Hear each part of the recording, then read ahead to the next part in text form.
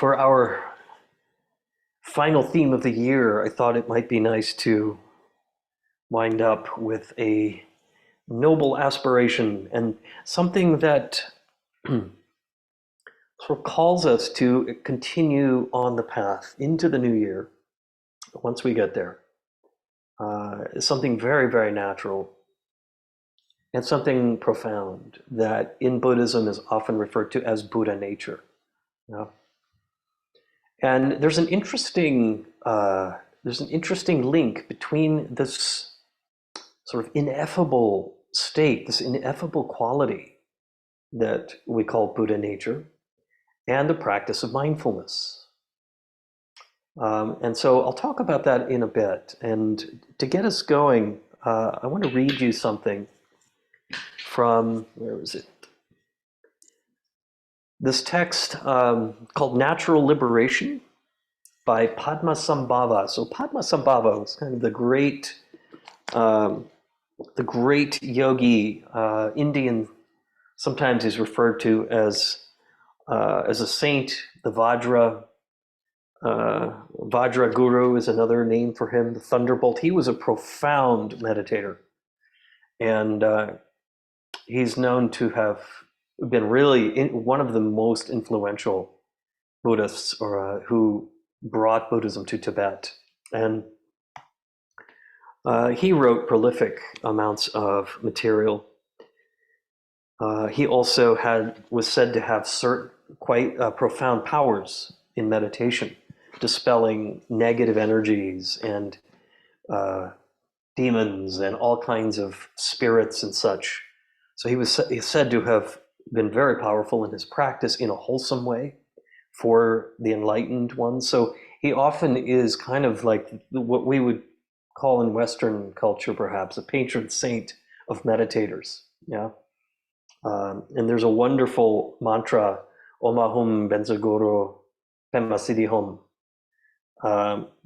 I chant it when I'm on retreat often, and it's just connecting with that aspect of this, the profound nature of awareness that is active, strong, and also deeply profound and quiet as well at the same time. Yeah.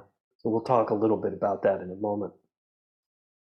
So this is from Natural Liberation, which was Gyatro Rinpoche, a great Tibetan commentator, and translated by one of my teachers, Alan Wallace, many years ago. So here's what Padmasambhava tells us. This is an auspicious practice. He is encouraging us to, and I quote, occasionally inquire,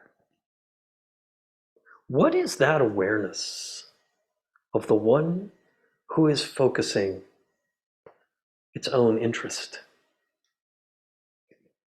Let the awareness itself steadily observe itself. At times, let your mind come to rest in the center of your heart and evenly leave it there. At times, evenly focus it in the expanse of the sky and leave it there. Thus, by shifting the gaze in various alternating ways, the mind settles itself into its natural state. As an indication of this, if awareness remains evenly, lucidly, and steadily, wherever it is placed, quiescence has arisen.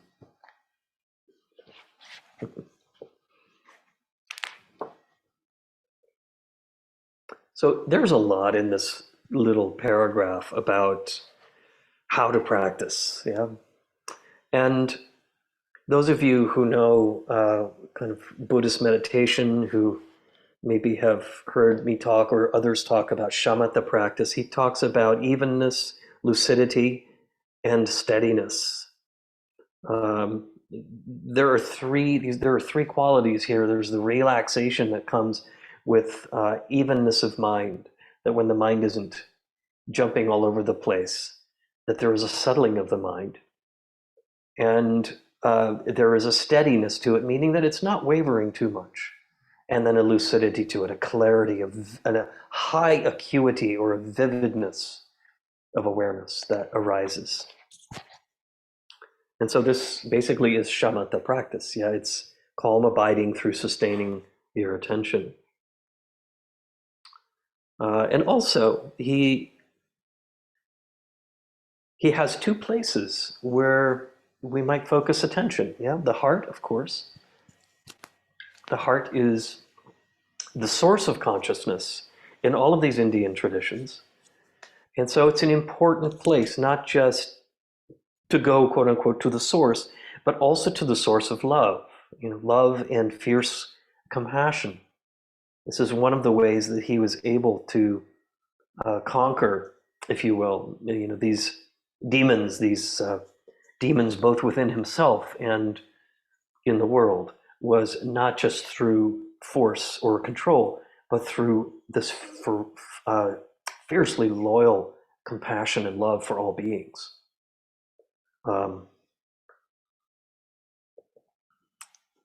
So in what we know to be the Nyingma is a form of Tibetan Buddhism, Nyingma Tibetan Buddhism. The great Longchenpa, who I've talked about frequently, he was one of the fathers of that form of Tibetan Buddhism, sort of after Padmasambhava, and sort of codified in many ways. We actually did this Freedom Attending Reality for several weeks earlier this year. And those videos are up on the YouTube channel if you're interested. There's a whole playlist of those there. And part of what Longchenpa really brings to the fore are these qualities that Padmasambhava was trying to encourage us to get to know better. Awareness of awareness itself, resting both in the heart and in the source of awareness itself, like fixing the mind or leaving it, allowing it to remain like open sky. And this is fundamentally the quality of what we know to be Buddha nature. And there are many names depending on the qualities that are being emphasized in Buddhism. So when we consider mindfulness practice, this process, if you will, both it's a practice, it's also a state. Mindfulness, it's one of the Eightfold Noble Path, the 8 stages. It's very important in all forms of Buddhism. It really provides a vehicle for realization and realizing Buddha nature within every living being, every sentient being. So I'm going to read you another little passage here. This is from Light Rays from the Jewel of the Excellent Teaching from this volume called Mahamudra and Related Instructions. So now we're shifting from Nyingma to Kagyu, which you see often, those of you who know these sects, and you don't need to know all of these details, but Nyingma and Kagyu are very much mutually interdependent and kind of meshed together for many people. So one of the points here in this text, and let's see, who is it that writes this particular one here? This is a very long piece. This is by Dagpo Tashi Namgyal, from the 16th century, Tibetan monk, Dagpo Tashi Namgyal. And he is citing various texts in the tradition that go much further back than him. He talks about the Buddha nature as pervading all beings. Buddha nature completely pervades all beings, he says. And thus, from a sutra, every one of these beings has the cause of Buddhahood.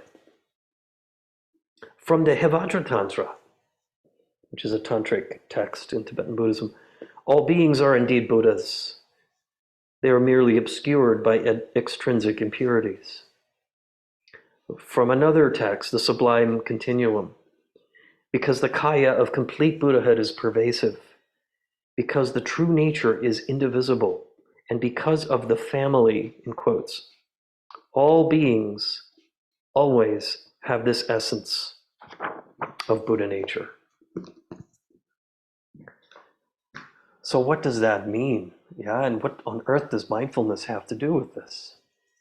And I want to start really by considering first, why is it hard to believe that at the very, very source, at the subtlest, most refined source of who we are, is this abiding sense of presence? This, what can be called basic goodness, what some call natural awareness, and ultimately the source that allows you to have this sense of primordial peace in meditation when it arises. After all, if Buddha nature were not already part of us, we would never get there. We would constantly be having to make something that isn't already there. So what the teachings are trying to tell us here is that we're actually in a process of uncovering, of beginning to work with the ordinary kind of the ordinary sort of mind of everyday clinging, the one that is subject to sort of clinging and attachment or aversion, as well as just an ignorance of the nature of all things. And all of us are caught up in this samsaric process. Samsara here is sort of the cycle of suffering that arises due to these three, what are often called afflictions or poisons. So, but what is hard for us to believe about ourselves? And I found this to be often the case, that this becomes an obstacle for many people in meditation, in mindfulness, this sense of I can't possibly have this at the heart of who I am because of what I was told about myself as a child, or what a particular religion has told me is my true nature, and is not a good one, yeah. Whatever it might be, to inquire about why might this be so difficult to realize? And not in a judgmental way, not in a way where it's like, why can't I get there? Why can't I find this? But what is it, in a loving way, to ask, what is it that's hard to believe about that? And what is in the way? I find that to be really an important and an impactful question, especially in the moment when we're practicing on the cushion and stuff starts bubbling up. Who was it? The great sort of Maharishi Mahesh, I think, talking about meditation, always said that practicing is like releasing a colony of stressors bubbling up. Yeah. So this can be our experience just in simply focusing on breath meditation. And so whether or not we have this experience of encountering Buddha nature, or what is known as Tathagata-garbha, I'll explain that in a moment. That's largely what Buddha nature is in the Sanskrit.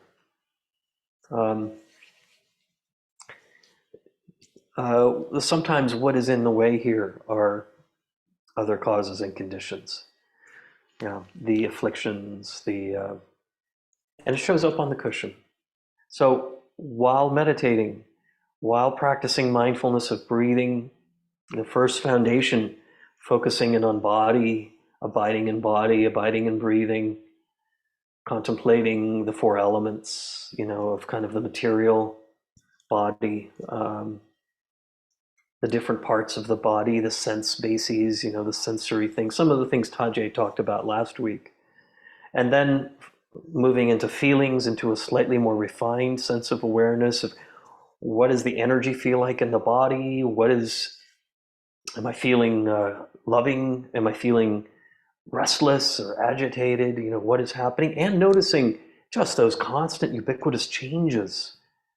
Whatever we're feeling in one moment, the next will feel different. So paying attention and exchanging kindness with what we're feeling.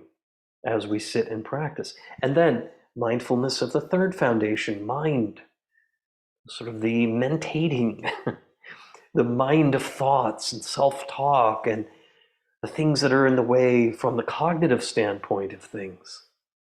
Why don't I believe that at the heart of who I am is this good heart, this sincerely good, wise heart arising from this thing called Buddha nature? And so mind being that, another filter, yeah, that says, well, because I was told this as a child, or I was taught this in school, or my religion that perhaps I no longer practice or still do practice has told me this about myself, or science has said this about our human potential, and on and on. So what we're doing here is trying to deconstruct a lot of those filters and messages and simply allow a spontaneity of this sense of presence that some of you have experienced deeply or just dropped in for a moment, wherein this quality of Buddha nature has just sort of been evident when everything settles. So I think part of this is the vow, yeah, is really sort of taking to heart the vow to realize this on the path, that this is possible, that the path leads us here. And in mindfulness practice, in the text, the 10th discourse of the Buddha, Satipatthana, the sutra, and I know Laura is on the call. She is in our class studying that with us, as was Miriam, who just joined us, and Betlemus was part of our group a couple of years ago. So, having studied that text, one of the very first things the Buddha says around the mindfulness teachings is that sati, or mindfulness, or remembering, yeah, is all you need for the realization of nirvana. Ultimately, the realization of this seed state we call Buddha nature, that is largely unconditioned, that is of the nature of nirvana itself. So this is the path that it's taking us down. And a couple more things here about this quality. First of all, looking at nature, the word nature, that Buddha nature. Yeah, what does that mean? There are different kinds of natures. We have a nature, a sense of self, the nature of the ordinary mind. And here we're talking about something that is not only fully natural, but it's so natural, it's so close in, that it remains largely unconditioned. It is potential. It is the nature of potential. It is the vibration of possibility. And this is why why often Buddha nature is called a seed, a garbha, Tathagata-garbha, the Sanskrit term.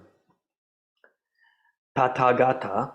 So if we break this down, this is literally the translation, or the way we say Buddha nature in Sanskrit is Tathagata-garbha. Tathagata. So tata is thus. Yeah. So Jim, you might know that when we chant te ata, om bekanze bekanze, te ata means thus we chant. So ata, tata, is thus. Yeah. And gata, tathagata, coming into being, progressing, like satigata, coming into mindfulness. So thus we are arriving. This is tathagata. We thus are arriving. It's often referred to the Buddha as the thus come one, the one who has arrived. And then garbha, the seed or the womb. Often garbha is translated as womb or matrix. Largely it is the source. So it's the source of awakening. It is the source of one who has gone beyond.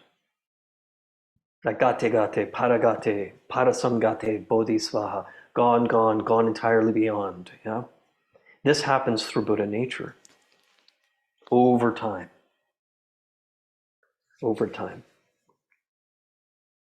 beyond rational knowing, beyond forms and concepts, beyond identifications, beyond just the ideas that we need or that we cling to on a daily basis, beyond the worldly. In fact, in the mindfulness teachings, the Buddha makes a distinction between worldly thoughts or worldly feelings, which are sort of the ordinary experiences we have, and unworldly ones, which are the ones that are arising due to the presence of the Tathagata-garbha. Very, very interesting kind of looking at this from a textual view, and also I think from a precise view. Yeah. So nature here is the nature of suchness. It is unconditional. It is seeing things just as they are without adding anything into them. And Buddha nature doesn't necessarily refer to the Buddha. We are like Shakyamuni Buddha. We are like the Buddha. But Buddha in the sense of a being who is awake and no longer bound by the poisons and conditions.